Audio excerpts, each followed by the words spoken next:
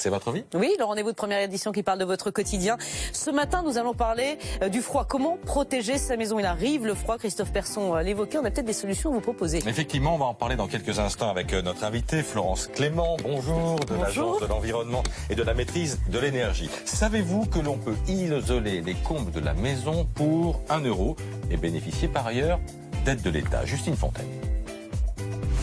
Pour faire des économies d'énergie, Patrick a décidé de refaire l'isolation de ses combles.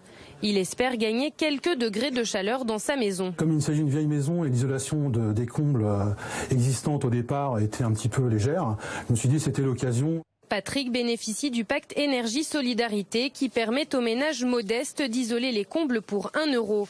L'opération est simple. En 1 heure, les techniciens déposent une simple couche de 30 cm de laine de verre. La chaleur monte, donc isoler les combles, c'est le premier point à traiter dans une maison. Une bonne isolation de combles permet d'économiser jusqu'à 25% de l'énergie consommée dans une maison. Cette technique est une des étapes pour améliorer l'isolation de sa maison. L'idéal est d'avoir un projet sur mesure en fonction du logement pour réaliser le plus d'économies.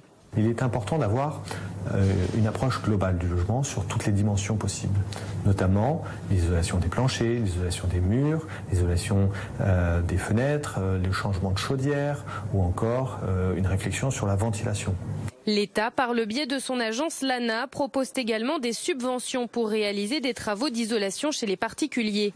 Le montant des aides varie en fonction de la taille du foyer, des revenus et de la région.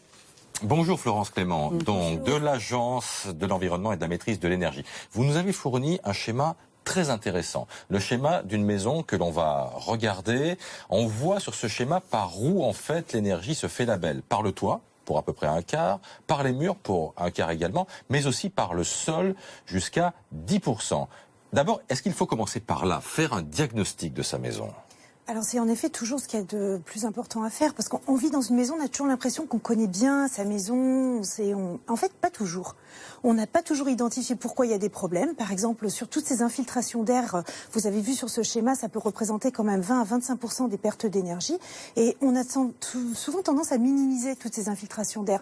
Par exemple, on a une cheminée ouverte et on ne sait pas que finalement c'est un gouffre d'air froid. En fait, quand la cheminée ne fonctionne pas, l'air s'infiltre dans la maison, il s'infiltre partout, par les portes, par des petites interstices toutes petites dans la maison. Et ça peut être très important de diagnostiquer avant de démarrer les travaux, ce qui est prioritaire. Voilà. Et les fenêtres, c'est pas toujours ce qu'il y a de prioritaire. Non, mais d'ailleurs, oui, parce que c'est ça, effectivement, le réflexe. Mais, voilà, parce que c'est 10 à 15%. Moi aussi, j'ai été assez surprise. On dit qu'il faut changer les huisseries pour gagner des degrés.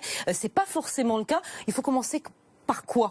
C'est quoi la priorité? Comme on l'a vu sur ce schéma, en fait, la maison perd beaucoup d'énergie par le toit. En fait, la chaleur monte et s'échappe par le toit. Mais les murs aussi, parce que toit et murs, c'est aussi, pas la même chose. parce que certaines maisons, en effet, ont des murs pas assez isolés. Surtout les maisons qui ont été construites après la Seconde Guerre mondiale, en fait, n'ont pas été très isolées et n'ont pas été faites de manière très performante. Les maisons des années 60, souvent surélevées, avec un sous-sol en dessous qui fait une grosse arrivée d'air froid. Enfin voilà. Et donc c'est très important, déjà dans un premier temps, d'isoler le toit. C'est pas là que ça va coûter le plus cher. On a souvent tendance à se jeter sur l'isolation des fenêtres parce qu'on vit dans une pièce et on a l'impression de sentir l'air froid.